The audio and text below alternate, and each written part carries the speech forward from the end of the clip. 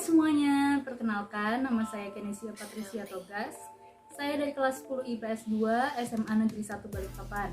Di video kali ini saya akan menjelaskan ke kalian tentang kebugaran jasmani. Simak video berikut ya. Yang pertama, kebugaran jasmani adalah kesanggupan tubuh untuk melakukan penyesuaian terhadap pembebanan fisik yang diberikan kepadanya. Misalnya, saat bekerja sehari-hari, kita tidak merasakan kelelahan yang terlalu berat dan kita masih bisa melakukan aktivitas kita seperti biasa. Dan menurut data statistik, dikatakan bahwa kebugaran jasmani pada siswa dan siswi SMA itu lebih rendah daripada siswa dan siswi SD maupun SMP. Selanjutnya, physical fitness atau kebugaran jasmani dapat juga kita katakan sebagai kesegaran jasmani, kesanggupan jasmani, atau kesemapatan jasmani. Kebugaran jasmani dibagi menjadi dua bagian, yaitu yang pertama ada anatomical atau structural fitness.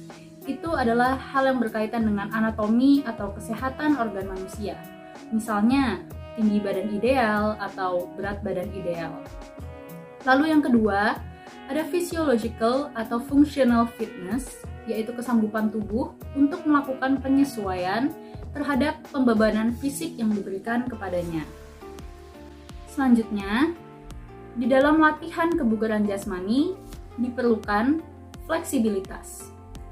Fleksibilitas adalah kemampuan tubuh dalam melakukan gerak dengan menggunakan ruang sendi tubuh secara maksimal dan dapat dilakukan dengan peregangan atau stretching pada bagian-bagian tubuh seperti lengan, bahu, leher, punggung, panggul, dan tungkai.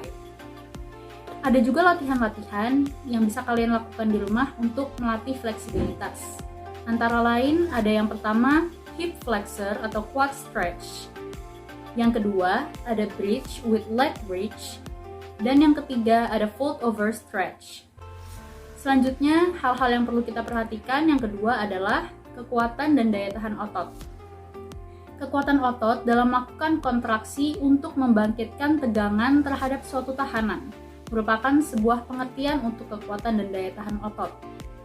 Latihan-latihan yang bisa kalian lakukan untuk melatih kekuatan dan daya tahan otot adalah yang pertama sit up, push up, back up, dan yang terakhir pull up. Selanjutnya yang ketiga adalah daya tahan umum. Daya tahan umum adalah kemampuan organisme untuk menggerakkan dirinya sendiri dan tetap aktif untuk jangka waktu yang lama. Latihan-latihan yang bisa kalian lakukan untuk melatih daya tahan umum antara lain ada jogging, lalu bisa bersepeda, dan yang terakhir aerobik. Dan selanjutnya ada fungsi koordinasi saraf, yaitu kemampuan seseorang mengintegrasikan berbagai gerakan yang berbeda dan mampu mengkoordinasikan seluruh bagian tubuhnya dengan baik. Dan untuk mencapai kebugaran jasmani, kita harus sering-sering melakukan latihan fisik. Yang harus kita perhatikan adalah macam-macam latihan. Jadi kita harus melakukan latihan-latihan yang bersifat variatif.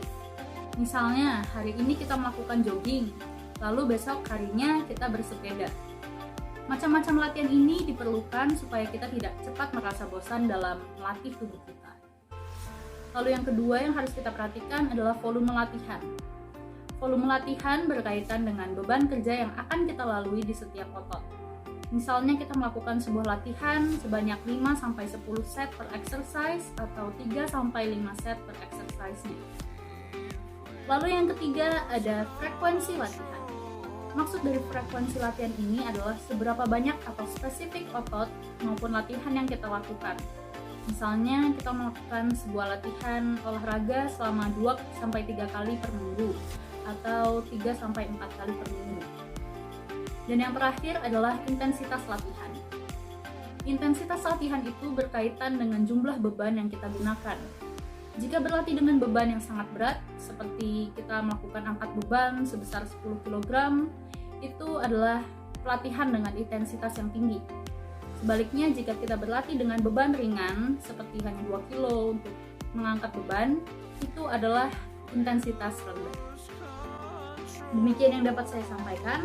Mohon maaf bila ada kesalahan kata. Saya harap semoga video ini bisa membantu kalian. Terima kasih.